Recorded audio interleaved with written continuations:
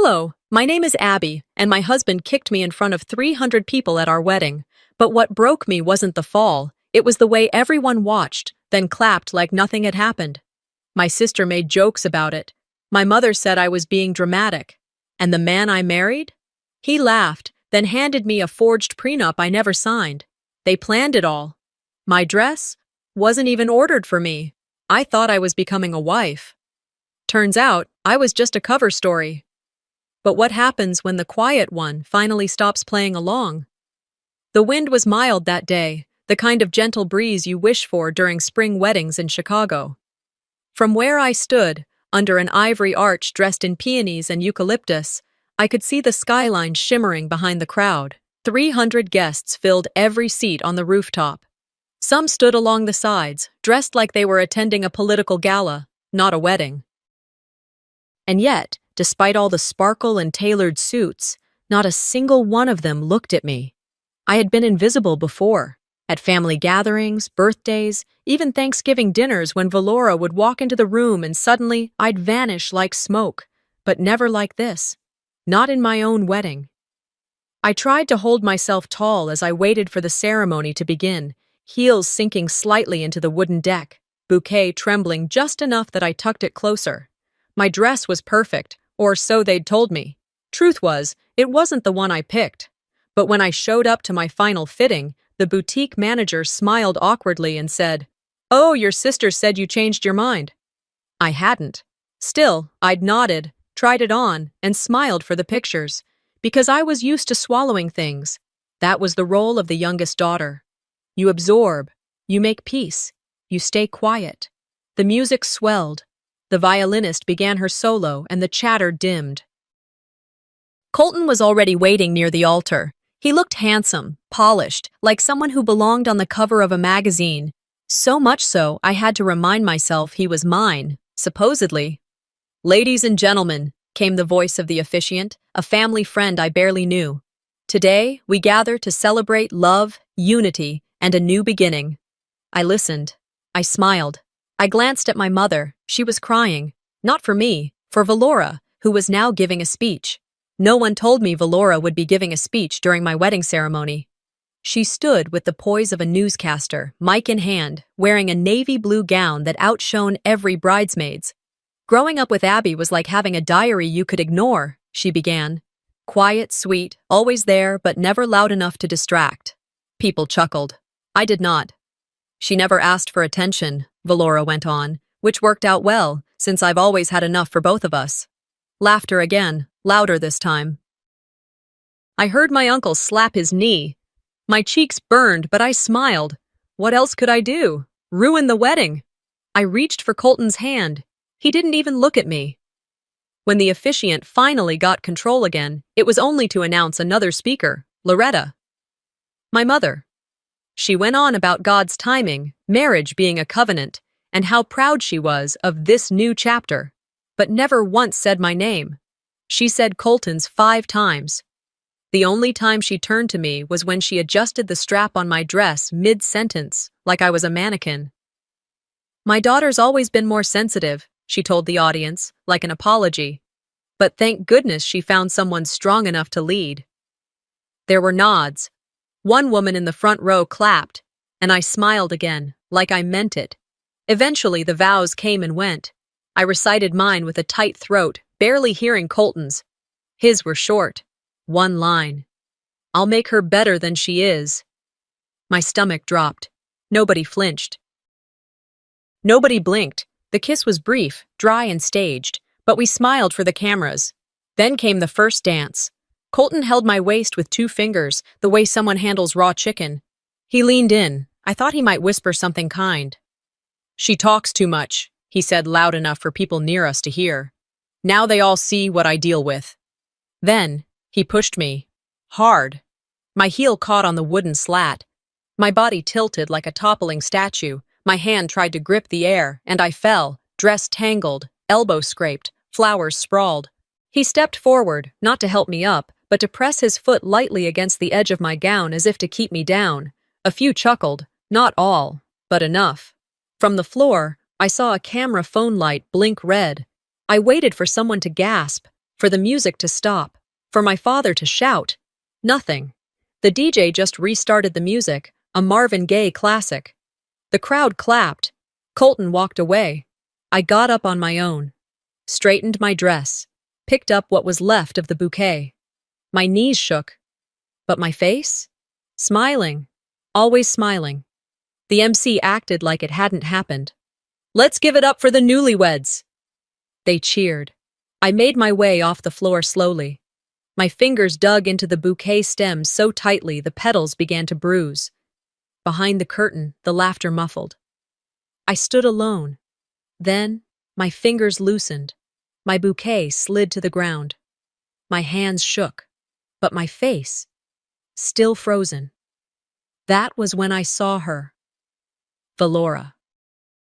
Standing just behind the curtain, fixing the veil on one of the bridesmaids. She looked up, saw me, and smiled like nothing happened. Valora's hands moved delicately through the tulle, smoothing my veil with the precision of someone rehearsed in appearances. Her lips pulled into that perfect, calculated smile, the kind that never quite touched her eyes. "I fixed it," she said, like we weren't standing in the shadow of what had just happened. "It slipped a little when you fell." I stared at her, my lips slightly parted.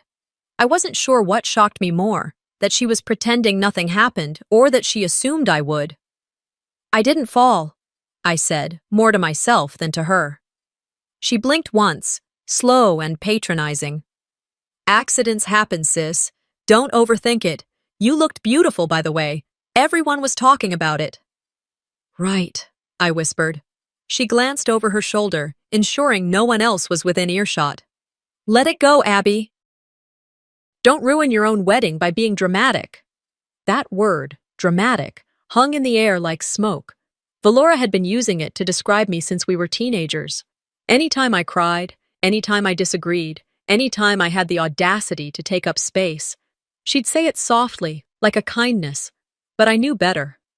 As she flitted away like nothing was wrong, I stood frozen in place. For a second, I could feel my 9-year-old self again, elbows skinned from falling off the bike she accidentally nudged, her voice echoing in my ears. "She's always clumsy, Mom." And Mom had believed her then, too. I stepped back from the curtain, my hands trembling slightly, and tried to breathe through the weight pressing on my chest. The music from the reception floated in, bright and empty. Moments later, my mother appeared. Loretta, tall, elegant in a champagne silk gown that probably cost more than the photographer. She looked me over with narrowed eyes, adjusting the strap on my shoulder with quick fingers like I was a doll out of place. "You're fine," she said. "It wasn't as bad as you think." "He pushed me." She paused. "He's under stress. So are you. Weddings do that. Just be gracious, honey." "Be gracious?" My voice cracked. She sighed, clearly annoyed at my inability to perform properly. "You're the youngest, Abby. You've always been more sensitive. That's why it's even more important you rise above moments like these. Don't give people something to gossip about." "He embarrassed me in front of everyone," I said, more firmly now. "You saw it." Loretta pressed her lips together. What I saw was a man overwhelmed by the moment and a bride who stumbled. People will remember your reaction more than the fall itself. So smile, hug, dance, be the wife you're supposed to be. There it was again, the reminder that I existed in this family as a background role, not the star. Not even the supporting act, just set dressing. "You told me marriage was about respect."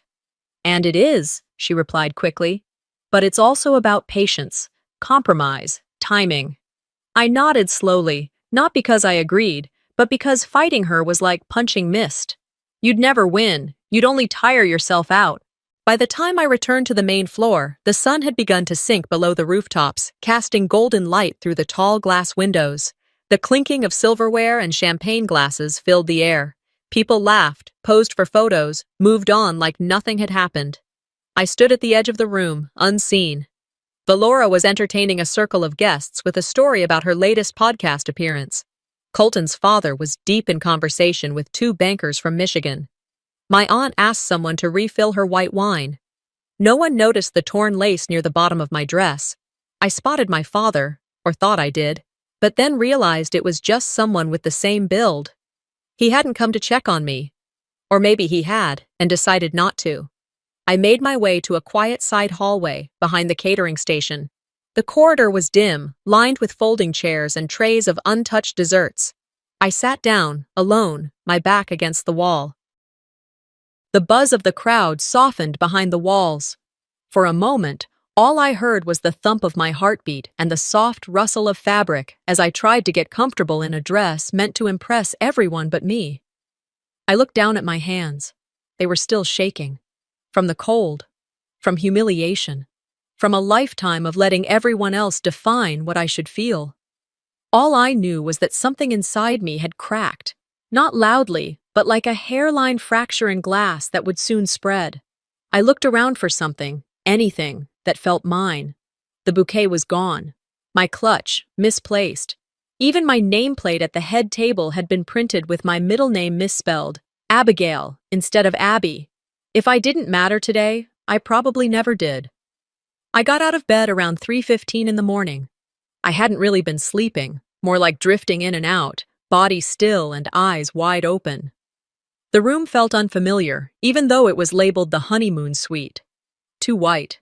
Too quiet. The city's hum outside the window was the only reminder I hadn't slipped into some padded version of my own nightmare. I sat at the edge of the bed, hands resting on my knees, looking down at my wedding ring. It was a thin band, delicate. Colton had picked it. I remember smiling when he showed it to me, but not because I loved it. I smiled because he wanted me to. That had become a pattern, I realized. Smiling when expected, agreeing when convenient. I got up, quietly made my way across the room to the small desk where I'd tossed the folder Valora gave me after the reception. She'd said it was a keepsake collection. Photos, little notes, the marriage certificate, and a copy of the prenup. I hadn't opened it earlier. Not because I forgot, because I was afraid I wouldn't like what I found. Now I wasn't afraid anymore. I was angry. I opened the folder. The photos were in there, out of focus, rushed. A wrinkled napkin from the cake table. One of the escort cards with Colton's name misspelled as Cloten. I almost laughed at that one. And then I saw it. A single sheet of paper with our signatures and a gold seal at the bottom. The prenup. I held it up to the light and studied my name. The signature looked strange, too perfect, not rushed like I remembered signing it. I didn't even recall seeing this final version. My chest tightened. Grabbing my laptop from the suitcase nearby, I sat back down and opened the cloud folder I used to store all my legal docs. It took a few minutes of digging, but I finally found the earlier draft. I laid the two versions side by side. The differences were subtle, but critical. In the original, I retained joint access to any real estate purchased during the marriage. I had clauses about intellectual property, even a section that protected assets I had from my mother's estate. In this new version, those parts were gone. Instead, there was language that placed financial control solely under Colton's name. A line read, Spouse A forfeits future claims on assets unless reassigned by Spouse B. My mouth went dry. Who the hell changes a legal document without telling their partner?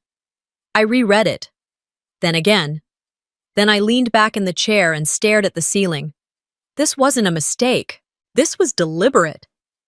My thoughts spun back to the moment Colton pushed me during the first dance, how casual it was, how prepared he seemed, as if that entire evening had been orchestrated not to celebrate our union, but to humiliate me into silence. And Valora, she handed me the folder. She knew. She had to. I shut the folder and stood up too fast. My knees nearly gave out. I grabbed the back of the chair to steady myself.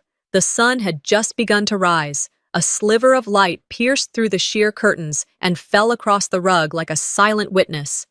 I couldn't stay in the room any longer. I needed fresh air. I needed answers.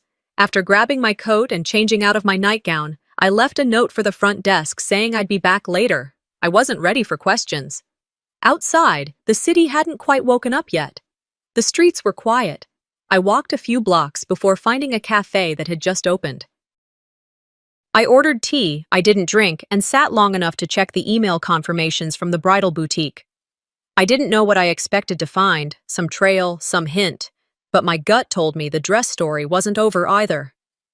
I finished my tea and called a rideshare.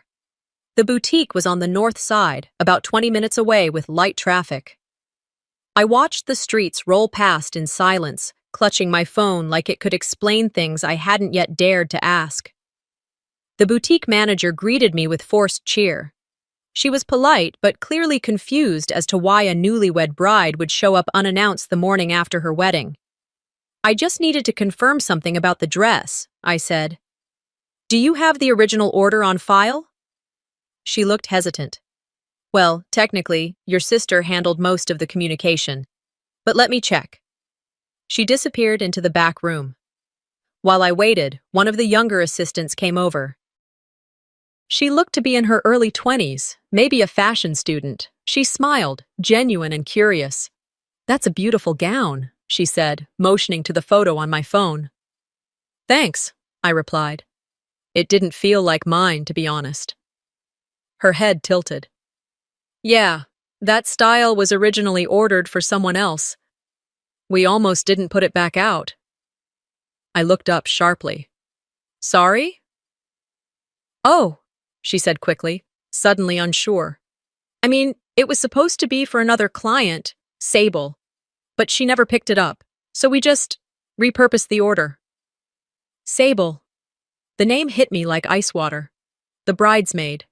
The woman who barely spoke to me but always managed to stand next to Colton. The one Valora invited without asking me. I tried to keep my expression neutral. That's helpful. Thank you. The manager returned, confirming what I now knew. The order had originally been placed in Sable's name, but Valora signed the final receipt. I thanked them both and stepped outside. The city was fully awake now. Cars honking, people rushing, dogs barking at pigeons. But in my world, everything was quiet. Deafeningly so. Walking back toward the hotel, I started seeing scenes from the past few months in a different light. The quick glances between Colton and Sable. The way Valora always seemed too involved in my choices. The last-minute changes passed off as upgrades or corrections. They had built this wedding on top of a lie. I was just the one too trusting to see it. I didn't cry. I didn't scream. But inside me, something settled. Not despair. Not yet. Conviction. After I texted myself that line, I stayed in the quiet for a while, phone still in my hand, the glow of the screen reflecting against the glass of the hotel window. The sky had shifted, still early morning, but no longer the hopeful blue I usually liked. It had a gray tint, like everything was holding its breath. By the time I returned to the bridal suite, Colton was gone. A note was left on the nightstand next to his untouched cufflinks. Gone to get coffee with the guys. See you at brunch. It wasn't the absence that unsettled me, it was the normalcy of the note. The fact that he could act like nothing was unraveling, like he didn't kick me in front of a crowd, like we hadn't signed a contract I now knew had been doctored, like this whole weekend wasn't layered in lies. Brunch was scheduled for 11:30 at the rooftop of the same hotel. Everyone who attended the wedding was invited. I took my time getting ready. I wasn't dressing to impress anyone. I was dressing to observe.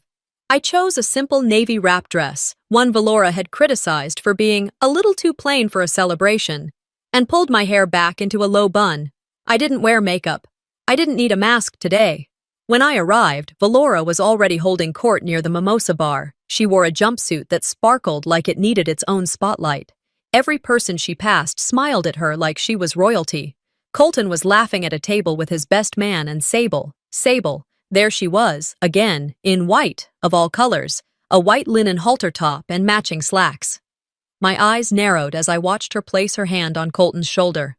It wasn't flirty, it was possessive. They laughed at something too quietly for me to hear. When I approached, Sable spotted me first. Her smile didn't falter. Instead, she leaned in toward Colton and whispered something. He looked up at me, smile still plastered on, then stood like a perfect gentleman. Hey, babe, he said, as if nothing had ever been off. You sleep okay? I've had better nights. He nodded, brushing off the tension like it was lint. Let's make the most of today, all right? Behind him, Sable gave me a slow blink. Not a wink, not a smirk. Just a blink. The kind that says, I'm exactly where I'm supposed to be, and you're late to the truth. Valora floated over as I walked toward the buffet, placing her hand gently on my arm like we were close. Don't make a scene, Abby, she whispered, her voice low but edged. This brunch is for everyone, not your little spiral.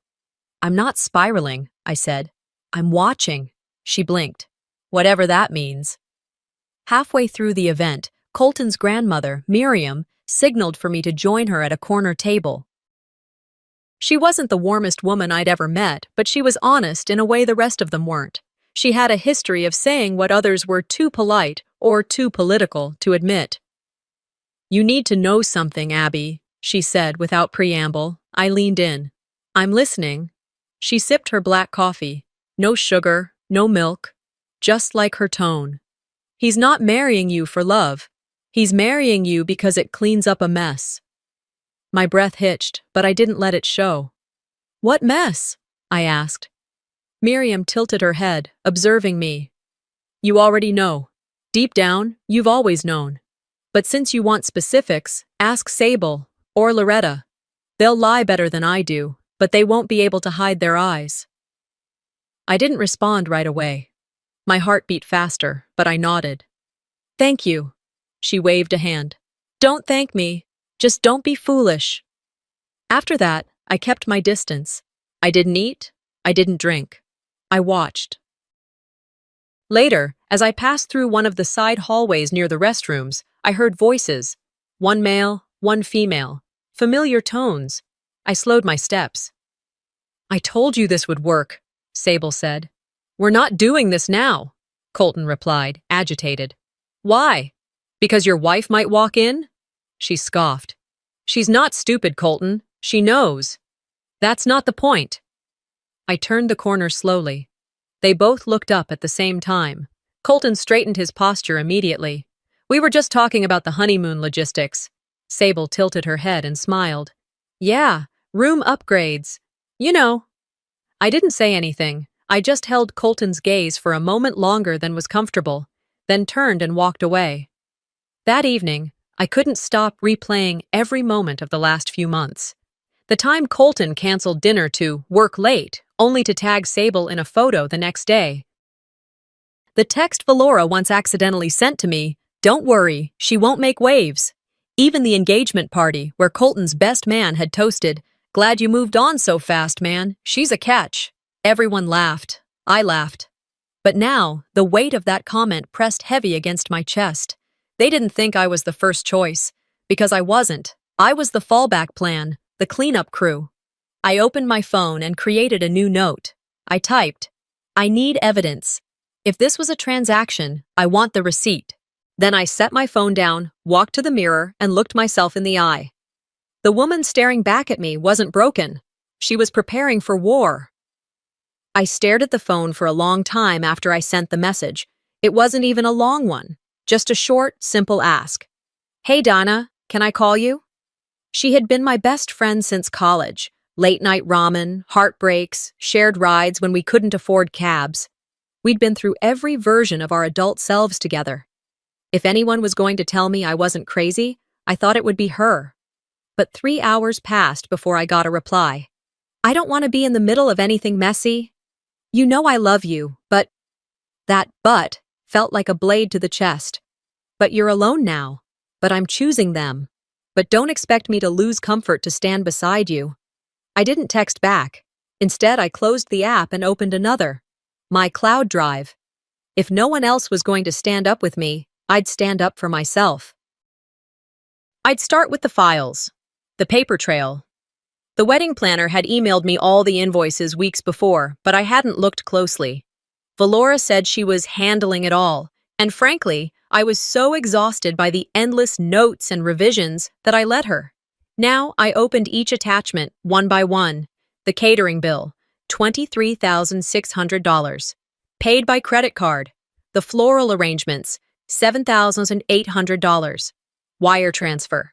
The venue deposit, paid in full by Loretta's account, but the contact name listed, Valora M. Reynolds.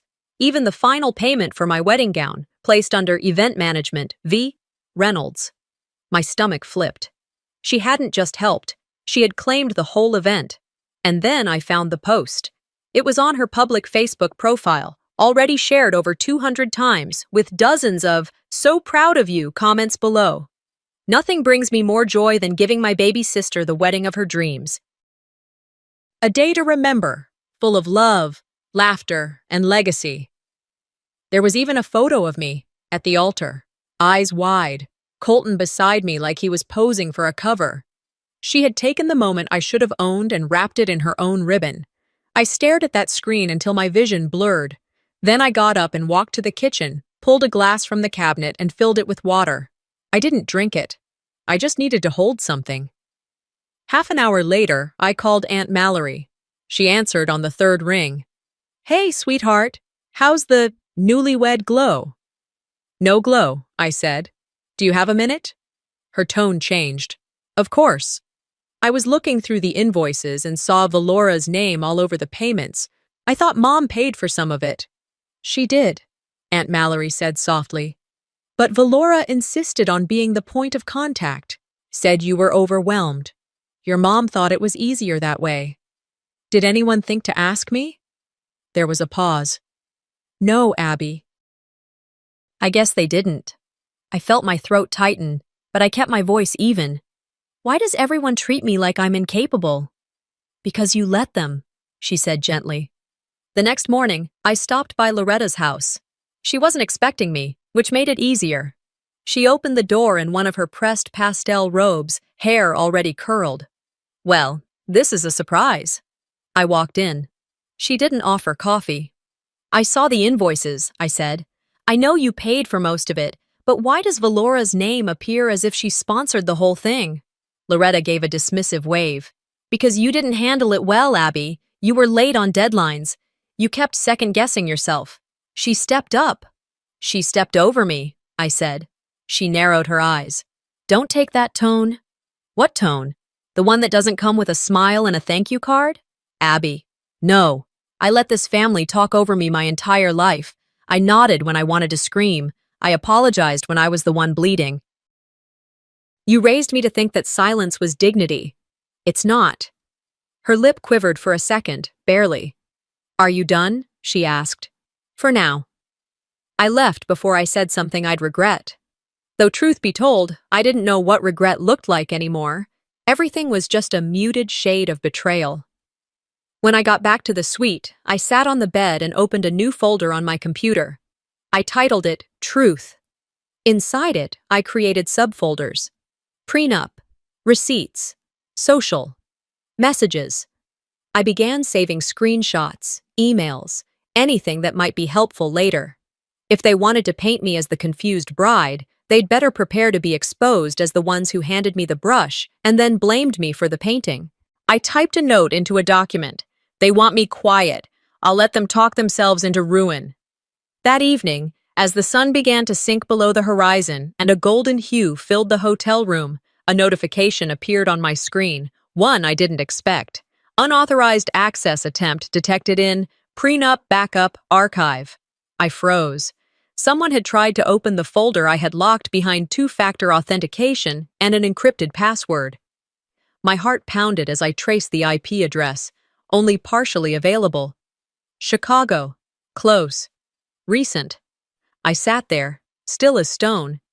So now they weren't just lying, they were getting nervous. It was still early when I stepped out of the elevator into the hotel's lobby, but the air was already buzzing with the kind of artificial calm that high-end places use to mask tension. A man in a charcoal suit offered a polite nod as I passed the concierge, who smiled without recognition. I wasn't dressed like a bride anymore. No veil, no fake smile. Just a dark trench coat and flats that didn't click against the marble. I had made the appointment over the phone under my maiden name, and that seemed to help. I was shown to the guest services office on the mezzanine level, where the hotel manager, middle-aged, efficient, polite, greeted me with professional reserve. "You're asking for surveillance footage from a week ago?" he asked, typing something into his computer. Do you have legal reason? I slid a copy of my marriage license across the desk, then added the photo I'd taken of Colton's email confirming his meeting with their in-house legal counsel. I believe this will clarify it, I said, voice steady. There was a conversation held in your lounge area between my husband, his lawyer, and a third party, my mother. I'm requesting access to the audio and video from that afternoon. He looked from the documents to me, then back again. May I ask why? I inhaled. Because I have reason to believe I was defrauded into signing a revised prenuptial agreement I never saw. That changed his tone. 10 minutes later, I was seated in a private viewing room behind the office. The screen blinked to life, and I watched as three familiar figures entered the lounge area on screen. Colton, sharp and composed in a tailored jacket. Loretta, in pearls and lipstick. And a man in a gray suit who looked exactly like the smug voice I had overheard on speakerphone 2 weeks ago. The audio quality was surprisingly clear, enough to catch Colton saying, "She won't know the difference. The signature looks close enough. Just get her to sign it after brunch." Then Loretta, sipping from a champagne flute. "She's distracted. The dress fittings, the seating chart nonsense. She'll sign whatever we put in front of her." Finally, the lawyer. "Once she signs this version, everything shifts. Let the dress distract her." I paused the video, hands trembling but eyes dry. And I watched the timestamp, then downloaded the footage onto a hotel-issued USB drive. The manager didn't ask questions as he handed me a signed authorization of release. If anything, he looked apologetic. I stepped out of the hotel with the USB clutched tightly in my coat pocket. The streets had filled up by now, buses rumbling past, people with coffee cups and earbuds moving like ants. But my body moved with purpose, like a woman walking through fog who had finally found the edge. That afternoon, I returned to my suite, locked the door, and opened my laptop. As I organized files into digital folders, my phone buzzed. It was Junie. Junie, my 12-year-old niece. Sweet, too observant for her own good, always drawing or sneaking cookies into her room.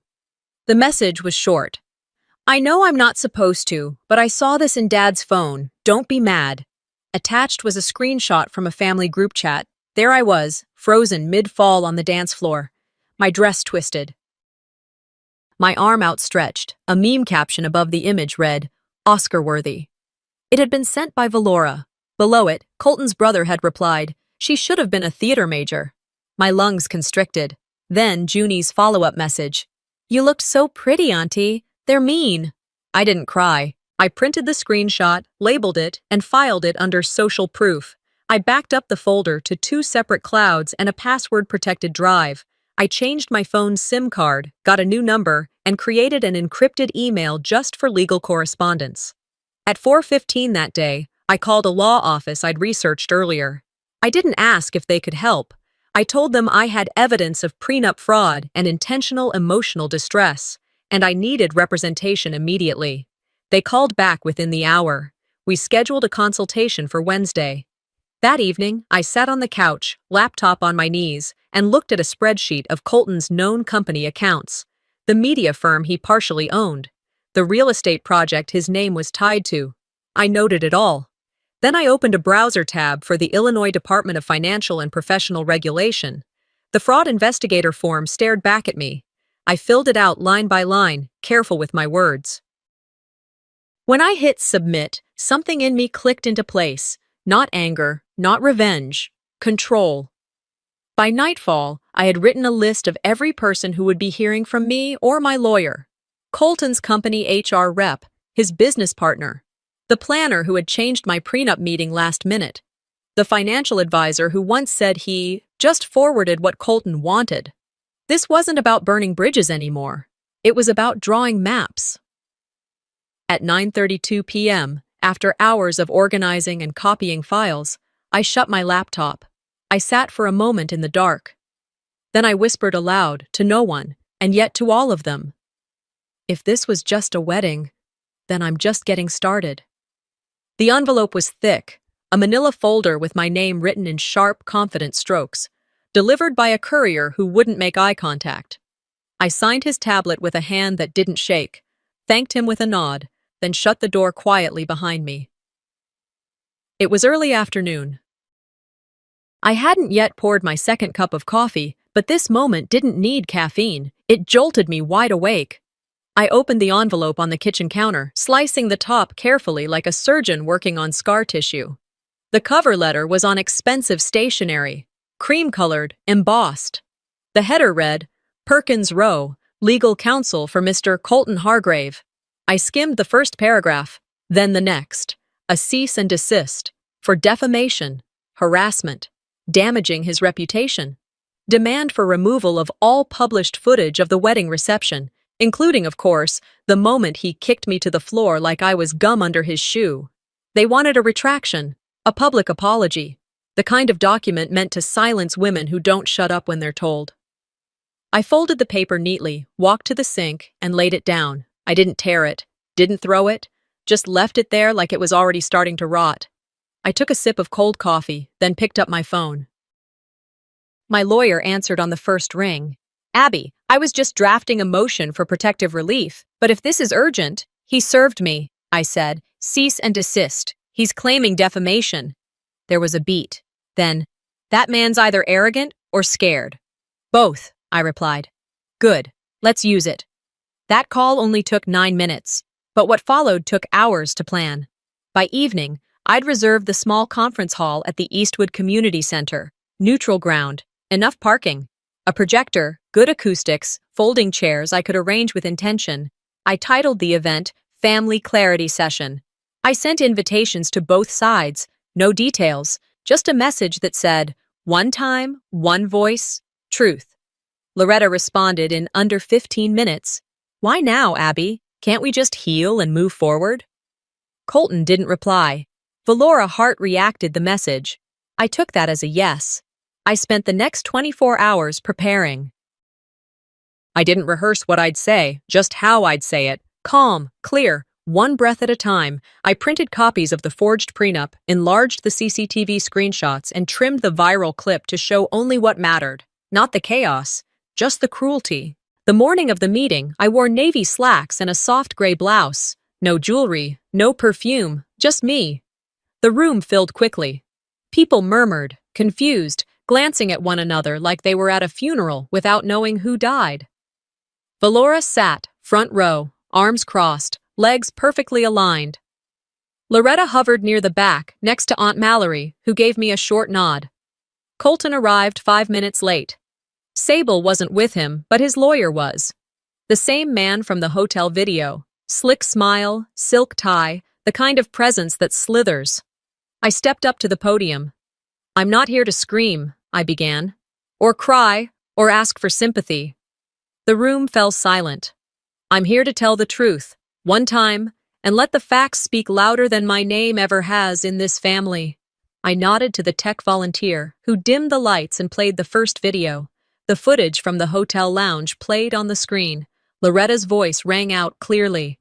She's distracted. The dress fittings, the seating chart nonsense, she'll sign whatever we put in front of her. Colton followed.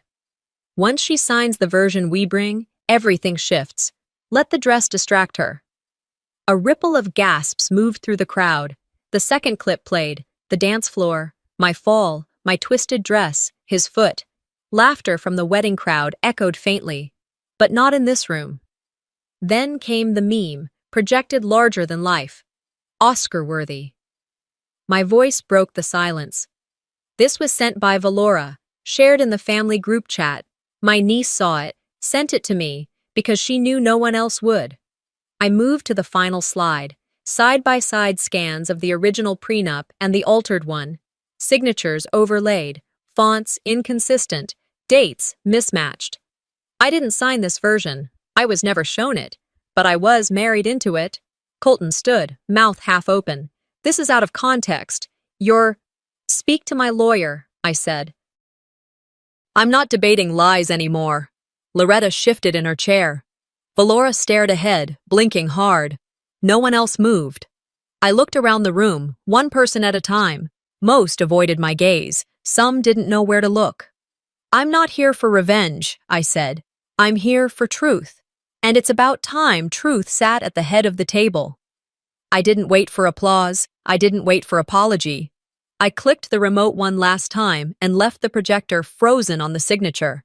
Mine and the forged one, side by side, with a timestamp glowing in the corner. Then I turned, picked up my coat, and walked out of the room. I didn't look back. By 7:30 a.m., I was already standing outside the Cook County Clerk's office. The morning air was crisp, brisk enough to sting the lungs with each breath, but not enough to freeze you in place. I welcomed the sting. It reminded me I was still standing. I wore a navy suit, the same one I'd worn to my mother's retirement ceremony years ago.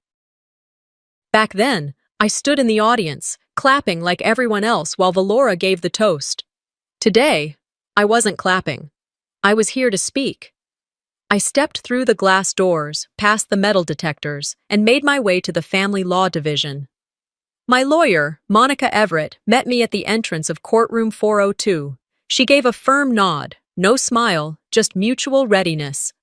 "We'll file the motion for annulment this morning," she said quietly as we walked together down the corridor. "Based on fraud, coercion, and concealed contractual alterations, we'll also request an itemized audit of the wedding expenses tied to your mother's estate and Valora's claimed sponsorship."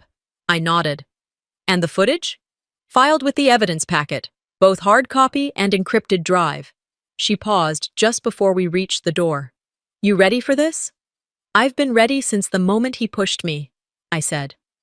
Inside the courtroom, the rows of wooden benches were already half filled. Not by strangers. By family. My father sat on the left, eyes fixed on his lap. Loretta was beside him, stiff, unreadable. Valora arrived fashionably late, gliding into the room with sunglasses on, like this was some red carpet deposition. Colton walked in with his attorney, and, to my complete lack of surprise, a hired publicist. Clean suit, gelled hair, facial expression rehearsed for sympathy. The judge, a woman in her 60s with a no-nonsense posture and a voice like gravel, entered at 8:02 sharp. "Court is now in session." Introductions were brief. Then it was my turn. Monica guided me to the witness stand. I wasn't nervous, not anymore. I had spoken in rooms where no one listened. This one, at least, couldn't interrupt me without legal consequence. I spoke clearly. "I'm here to request annulment based on fraudulent marriage. The man I married, Mr. Colton Hargrave, conspired with my mother, Loretta Manning, and a third-party legal advisor to substitute a prenuptial agreement I never read, never approved, and never signed in its final form. This substituted document stripped me of any financial protection and gave him full control over joint assets." I turned slightly, meeting Colton's eyes. He didn't flinch. I continued.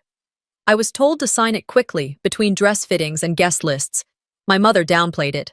My sister ignored it. I did what I always did. I trusted them." I gestured to the screen as the video was played, just the clip of the hotel lounge. Colton's voice was unmistakable. "Once she signs the version we bring, everything shifts. Let the dress distract her." The judge lifted her brow. She turned to Colton's lawyer. "Your client care to explain that?" He stood. "Your Honor, these statements were taken out of context. My client—" "This isn't a debate," the judge snapped. "This is a declaration." She faced me again. "Continue." I showed the footage of the reception, only the part where he pushed me, then the meme, then the overlaid signatures of both prenup versions. By the time I finished, you could hear a pin drop in that courtroom. Monica handed over the hard copies of the altered documents. Then the judge leaned back in her chair. "I've seen plenty of manipulations in my years on this bench," she said slowly. "But this shows intent, coordination, exploitation of familial trust." She turned to Colton. "Mr. Hargrave, do you have anything meaningful to say before I rule?" Colton stood, cleared his throat. "She's emotional. She's misinterpreting." The judge raised her hand. "Sit down." He did. "I hereby grant annulment on the grounds of fraud and coercion," she said. "In addition, Mr. Hargrave is ordered to reimburse the plaintiff for the total cost of the wedding and pay damages for emotional distress." She glanced toward Loretta. "Miss Manning, if you were not the acting legal authority, I suggest you retain your own counsel in case of further investigation." I held up my hand. "I won't pursue criminal charges," I said. The judge's eyes narrowed. Why not? Because they'd spin it, I replied. They'd say I wanted revenge. All I ever wanted was the truth to be louder than their lies. The judge nodded. Request noted. Court adjourned. I stood slowly, packed my folder, and walked out before anyone could speak to me. The hallway outside was colder than it had been earlier. My breath fogged in the air. A local reporter approached as I stepped out the front doors. Not aggressive, just curious. Abby Manning, she said. Do you have a comment on today's ruling? I looked past the cameras, past the people waiting for a reaction. I smiled, but this time it was mine. I feel like a woman who finally married the truth. The window seat overlooked the Rockies, majestic, snow-dusted, their jagged peaks cutting through the low-slung clouds like silver blades. The landscape felt distant but alive, ancient and unshaken, like it had been here long before me and would remain long after. I pressed my forehead gently to the cool plane of glass, closed my eyes for a moment, and exhaled, not a sob, not a sigh born of grief or drama, but the kind of breath that only comes when your body finally understands it doesn't have to brace anymore. 2 weeks had passed since the courthouse, since the truth, since I stood in front of strangers and cameras and ghosts and peeled back years of silence. I hadn't packed much, just a single checked suitcase, a laptop, and a small box of keepsakes, items that didn't carry anyone else's fingerprints. No wedding photos, no name change certificates, no diamond rings tucked away in velvet boxes, only things that felt like me, stripped of expectations, obligations, and the curated illusions of a life I was never meant to wear. When the plane touched down in Boulder, the air felt thinner, lighter, sharper. It filled my lungs like permission. I rented a tiny apartment above a florist on a quiet side street. The shop below smelled like damp soil and eucalyptus, and when they opened each morning, the scent drifted up through the floorboards like a balm.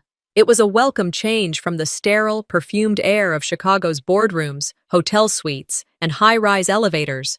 For the first few days, I barely left. I didn't feel stuck. I felt still, and that was new. I moved through the space slowly, not because I was exhausted, but because I didn't have to hurry anymore. I had no one to perform for, no meetings to attend, no emails that couldn't wait. The silence didn't feel ominous here. It wasn't a reminder of what had been lost. It felt respectful, like it knew how hard I'd fought to get to it. On the third morning, I walked down the block to a leasing office and signed a 6-month rental agreement for a studio above an old bookshop. It was tucked on the corner of a quiet street near the foothills, with large windows that caught the morning light just right. When I filled out the paperwork, I paused at the name field. Abby Elaine, not Manning, not Hargrave, just Elaine. It wasn't about hiding. It wasn't even about starting over. It was about returning to something, to someone. A version of me that existed before court transcripts and scandalized headlines and carefully worded legal statements, before the stage lights, before the edits. Back at the apartment, I pulled out a fresh notebook from my bag. It was soft-backed, with recycled pages and a fabric spine. I turned to the first blank page and wrote a single word at the top. Stillroot. I'd whispered that name to myself for years, back when dreams still felt like possibilities and not liabilities. It was what I always imagined I'd call my own shop. A place filled with potted herbs, succulents, dried lavender bunches, and wild greenery strung across ceiling beams. A space that felt grounded, alive, quiet, but never small. Within days, I found it. A storefront with dusty windows, cracked tile floors, and a charm that hadn't yet been stripped away by over-renovation. It sat on the corner lot of a sleepy street, next to a coffee shop and across from a public park. The building's owner, Deb, was a retired schoolteacher with a sharp wit and kind eyes. She told me she was ready to let go of the space, said she liked the way I carried myself, said I felt steady. I'm trying, I told her. We shook hands. The inside needed work. Nothing tragic, just years of wear that needed love.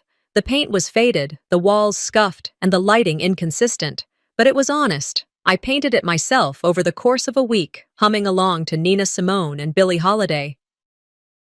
I hung string lights around the windows, cleaned the counters, and set out crates on the sidewalk for plants that could brave the chilly mornings. Stillroot opened on a Tuesday.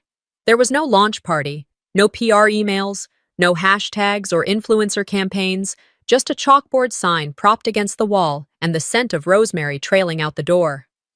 My first customer was a college student who bought a cactus for his girlfriend. He said she had a habit of killing every plant she touched and hoped the cactus might be unkillable. My second customer was an older woman who wandered in and asked softly if I sold basil.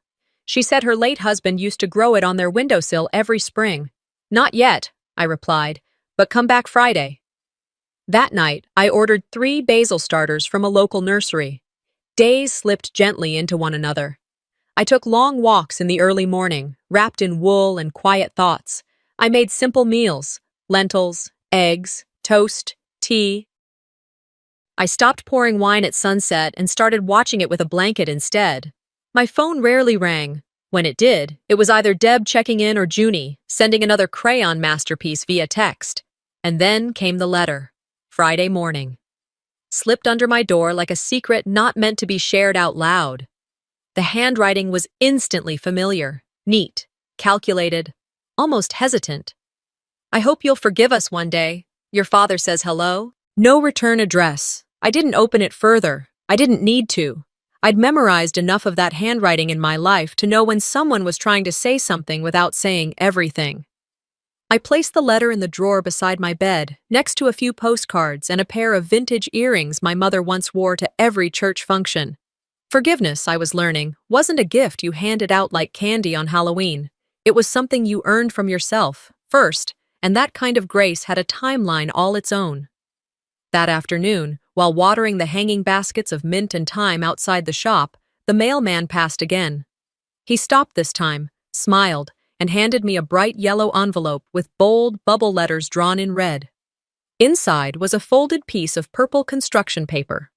On the front, a stick figure version of me stood tall in front of a courthouse, arms outstretched, a bright red cape fluttering behind me. The building had American flags drawn with too many stars. Above the figure, written in marker, were 2 words: "My hero." It was from Junie. I sat down right there on the front step, the envelope resting in my lap, and cried. Not from pain, but from the release. A cry that tasted like salt and eucalyptus and sun-warmed concrete. A cry that said, "It's over. It's finally over." That night, I polished the front window and installed a new plaque above the door. Simple, carved into a piece of cedar wood, letters burned in by hand. She remembered who she was, and the game changed. A week later, a man walked in during the mid-morning lull. He had salt and pepper hair, a tired jacket, and a pot of rosemary in his hands. He looked around, took in the light and the warmth and the scent, then turned to me with a quiet curiosity. "Stillroot?" he asked, motioning toward the sign. "What does that mean?" I smiled, wiped my hands on my apron, and brushed a bit of dirt off a potted fern. "It means," I said, meeting his gaze, "that even things buried deep still find a way to grow." Sometimes the loudest form of power is quiet. Not revenge shouted from rooftops, but truth spoken once and documented well. Abby didn't need to burn everything down. She simply stepped out of the fire and let the smoke speak for itself. What would you do if your own family stood in silence while you were betrayed? Share your thoughts in the comments, and don't forget to subscribe for more true, raw, and unforgettable stories like this.